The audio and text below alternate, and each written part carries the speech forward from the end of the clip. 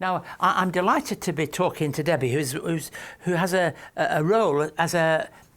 Just tell us about the role. What is it? I am the Lifeline trainer and assessor in the Sydney CBD. So just what does that involve? I mean, that involves training volunteers who wish to be crisis support workers, people who are interested in being on the phones at Lifeline.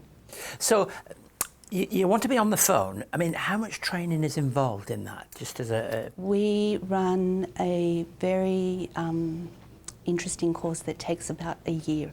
It's a year's commitment. It involves e-learning, face-to-face sessions, and also time on the phones. And then you're actually involved in actually training some of those people. Yes, Do people begin and then get nervous about the whole thing as they go through it? Well, I like to think that we give them very good training and they feel very adequate when they go onto the phones. But there is a certain nervousness around being on the phones initially. But crisis support workers are empathic, understanding people who want to be on the phones, want to give back to the community. How have things changed in terms of the people who make calls? We have a lot of mental health and we have a lot of crisis. We have a lot of suicidal people who really want our help. And I know when Alan began, that was the intention, to help people who are thinking of taking their own lives, that dreadful decision that a person might choose to take. And there was a time when we were getting a bit worried that this is becoming just something people ring in, but it's an increase again, isn't it, of people who are really at the end of themselves. Absolutely, and people who call Lifeline are considering suicide, but we hope that there's some ambivalence, and by listening to them we can tap into their ambivalence and perhaps tap into their protective factors and really help them. So it's very much listening to what's being said and trying to pick up the messages of what people are. Absolutely, it's all about listening. What do you get out of doing the work you do? I love the work I do. I'm passionate about suicide prevention. I study suicide prevention, and I hope that I can give all volunteers that ability to talk to people in their time of crisis. I mean, the reality is if you're able to save one person from taking their own life, you've done a fantastic work, haven't you, in doing that. So look, we do appreciate what you do and the work that goes on here in the Lifeline Centre. God bless you, and thank you for talking to us today. Thank you. So if you want to know more about this kind of work, please go on our website and you'll be able to look there, the links in our Lifeline work. Soon we're going to be able to have an insight in another way. I'm going to now talk to someone who is a former police officer, Simon Gillard, who when he came to a special birthday, took the can round, what for? But for Lifeline that had helped him so much. Welcome to a special occasion here. It's pouring with rain outside the Lifeline office here in the Sutherland Shire. But I'm here for a very special reason, because I'm receiving a gift for our Lifeline work here from Simon Gillard, who's very much interested in what it is that we're about. Simon, welcome to the show. Thanks a lot for having me, Kate. First of all, where's the money come from? The money's coming from my wife and I. We're very passionate about Lifeline and suicide prevention.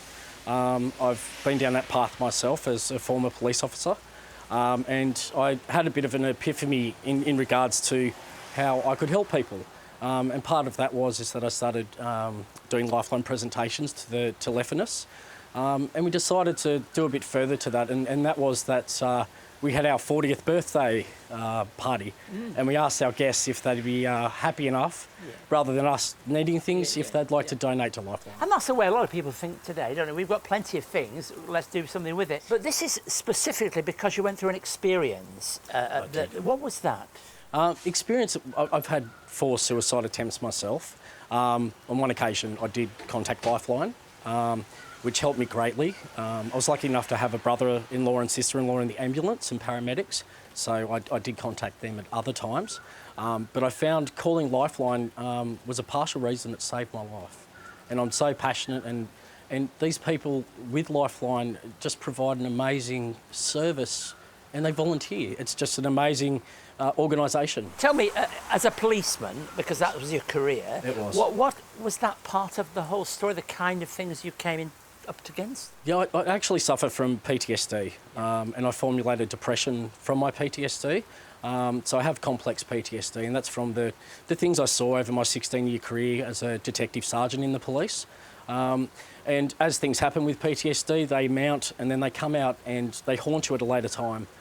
So I had night terrors, and I was in a bad place, and I needed help, and I sought help. But it's a thing that you have to manage. PTSD is not something that just goes away. You have to manage it. Simon, you said it was the response of the Lifeline team that made the difference to you. I suppose the question that they might ask, and what was it about their response on the phone that made you?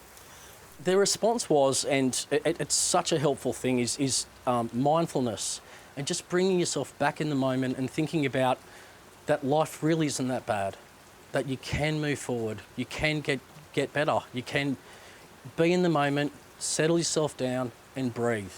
Deep breaths in and out, and it just slows you down. It makes you come back into the situation where you actually are. And Simon, you're not the only person for whom that's the case, and we would say to people who are listening, really know you can too. So I want to thank you for your generosity. Let's hope a lot of people have ideas for their 40th and 50th and all the special birthdays that happen for them. So I'm grateful to Simon and to all those who are able to share out of their experience the things that matter and the things that can make such a difference to life.